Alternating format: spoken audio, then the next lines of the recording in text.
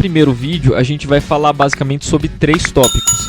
A gente vai abordar sucintamente os músculos da respiração, quais são responsáveis pela inspiração e quais são responsáveis pela expiração. A gente vai revisar algumas propriedades elásticas do pulmão e vai falar sobre algumas propriedades elásticas da parede torácica. Nessa parte a gente precisa estar atento para algumas coisas. Primeiro, o principal músculo da inspiração, e que é o que a gente costuma usar numa situação normal, é o diafragma. Diafragma é um músculo em forma de cúpula, ele está mais ou menos nesse formato aqui, e que quando ele contrai, ele se retifica, ele fica mais ou menos reto, permitindo com que o pulmão se expanda. Ele puxa o pulmão a partir da diminuição da pressão dentro da caixa torácica.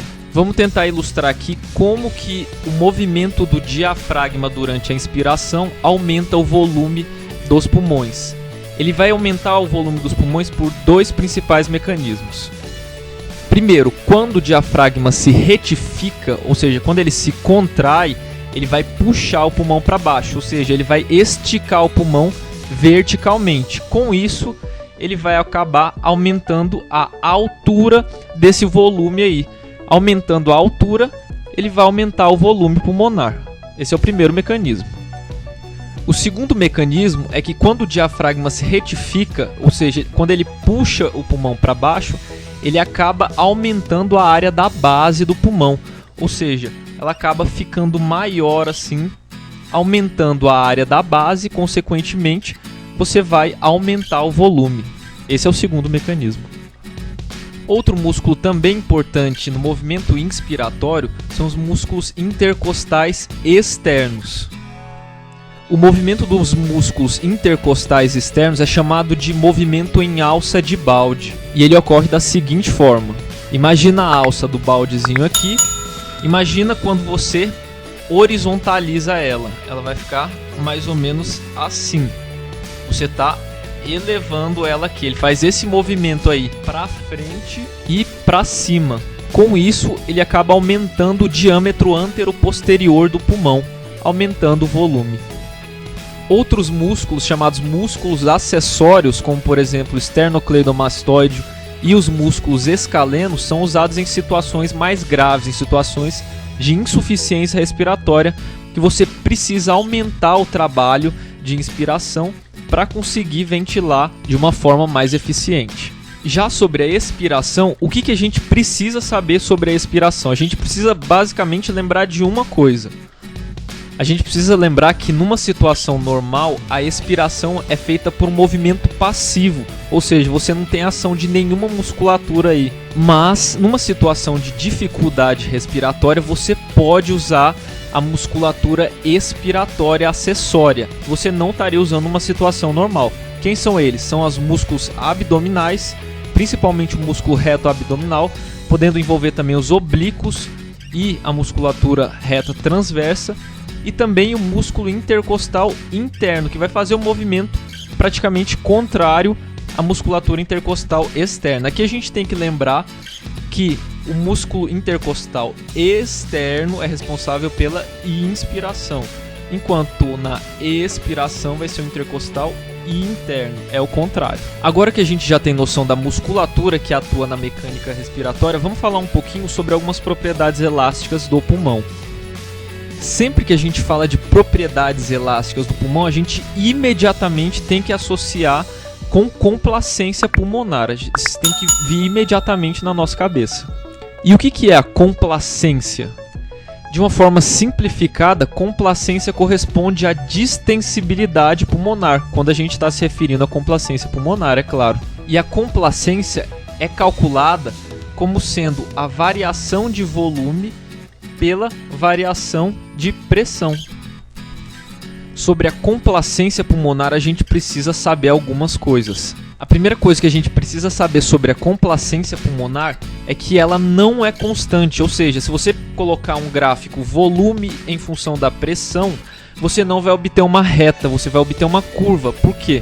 Porque a complacência é variável conforme o momento do ciclo respiratório. Como que a gente observa isso? A complacência seria a inclinação da curva volume-pressão. O que a gente precisa reparar aqui?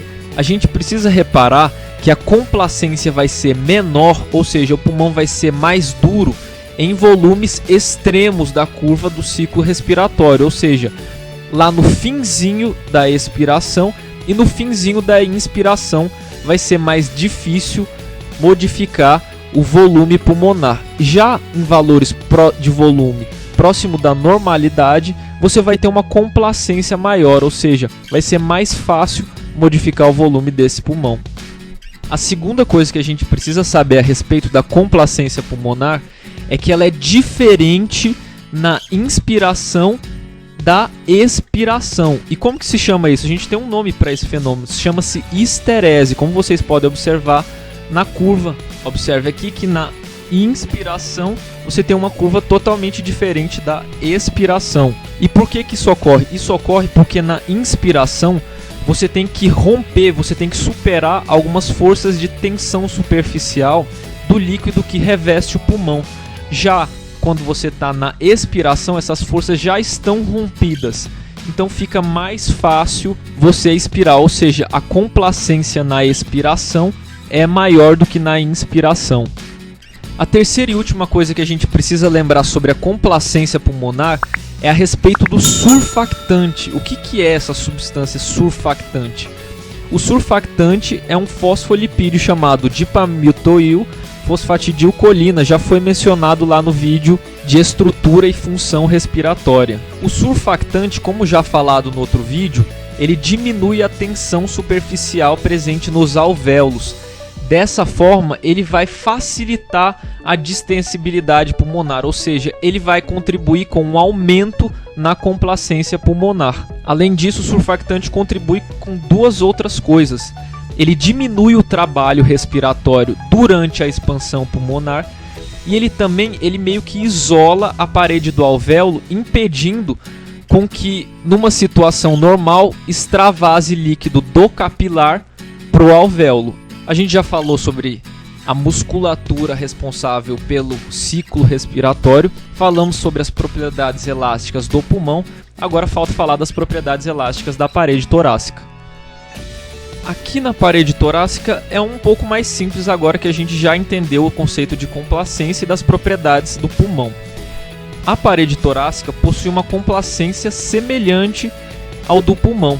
Só que quando a gente analisa o sistema parede torácica mais pulmão, a gente observa que o sistema tem uma complacência menor do que tem cada um desses componentes isoladamente. Por que isso acontece?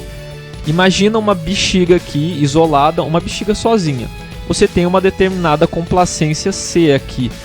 Mas imagina que você coloca uma outra bexiga dentro dessa bexiga, de forma que a parede aumente de espessura. É a mesma coisa que acontece aqui no sistema. Vai ficar mais difícil de encher essa bexiga. Por quê? Porque a parede está mais grossa. Ou seja, você está reduzindo a complacência desse sistema no final das contas. É o mesmo raciocínio no caso da associação parede torácica mais pulmão. Agora que a gente já sabe algumas propriedades elásticas do pulmão e da parede torácica, vamos ver como elas tendem a atuar quando em associação no ciclo respiratório. Nessa parte aqui a gente vai precisar relembrar alguns conceitos do vídeo de volumes e capacidades pulmonares.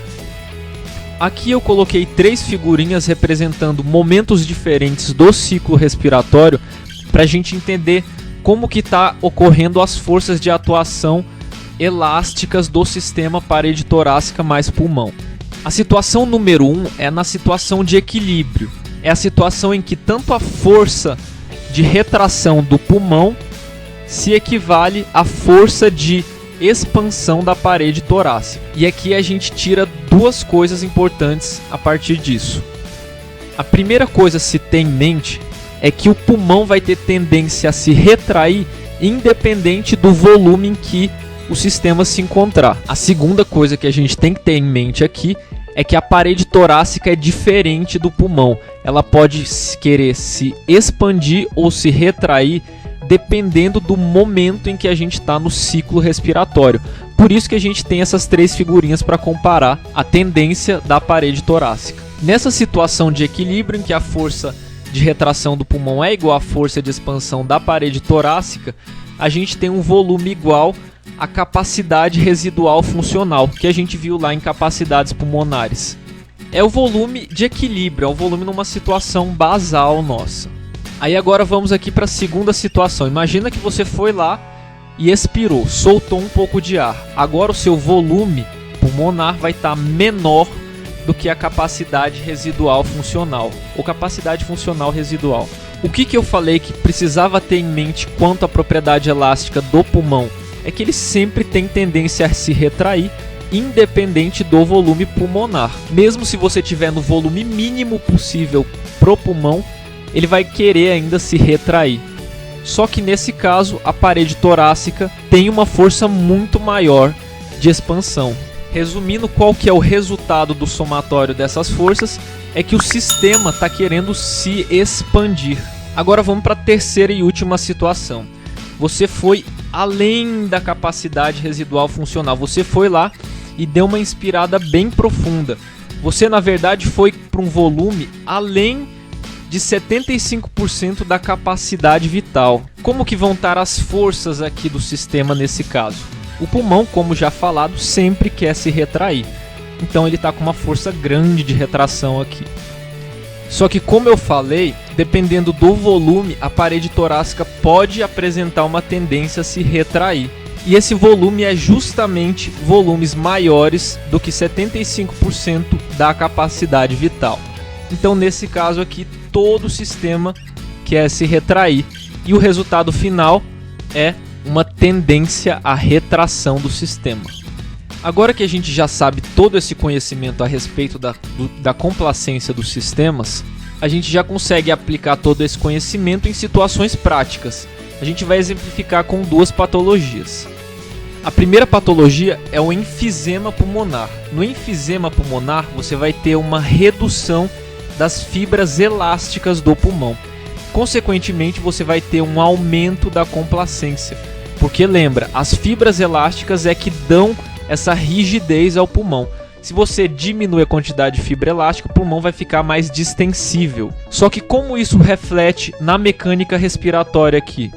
Como o pulmão aumentou de complacência, ou seja, ele ficou mais mole, digamos assim, ele perde essa força de retração que ele teria normalmente.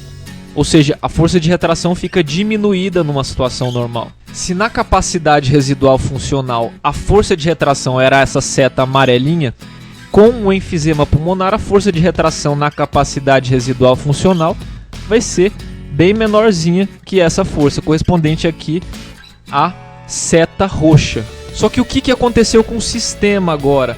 Percebam que a força de expansão da parede torácica agora está vencendo a força de retração do pulmão. Então o que vai acontecer? O que vai acontecer é que o pulmão vai ter que atingir um volume maior para conseguir se igualar a essa força de expansão da parede torácica.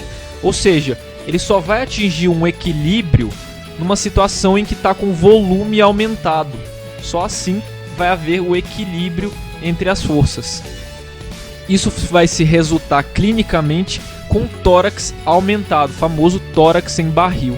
Agora vamos ver aqui uma situação contrária a essa que a gente viu. Imagina uma doença como, por exemplo, a fibrose pulmonar. Na fibrose pulmonar você vai ter a formação de cicatrizes no pulmão, ou seja, vai ter a formação de um tecido fibrótico, que é um tecido muito rígido. Então, no final das contas, você vai ter uma redução da complacência pulmonar. O pulmão vai ficar rígido, vai ficar duro. O que isso vai se modificar aqui na mecânica? O que acontece é que a tendência do pulmão se retrair na CRF vai ser muito maior do que seria numa situação normal. Ou seja, a força de retração do pulmão vai estar vencendo a força de expansão da parede torácica. Consequentemente, para atingir o volume de equilíbrio, o sistema vai atingir um volume de equilíbrio em um volume menor do que o da CRF, para que as forças consigam ser equivalentes. O resultado disso é que o volume pulmonar numa situação normal vai estar diminuído. Isso pode ser observado com a realização de um exame chamado pletismografia, que vai verificar que a capacidade pulmonar total vai estar reduzida, o que vai definir esse padrão restritivo de doença pulmonar. E é isso aí, galera. Obrigado por ter assistido. Espero que tenham gostado dessa primeira parte de mecânica respiratória. Vai ter um segundo vídeo mais voltado para parte de fluxo ventilatório, resistência e tudo mais. Se você gostou do vídeo, pode contribuir dando o seu like, pode nos enviar dúvidas, sugestões e críticas também aí para o nosso e-mail. Valeu, falou, tchau!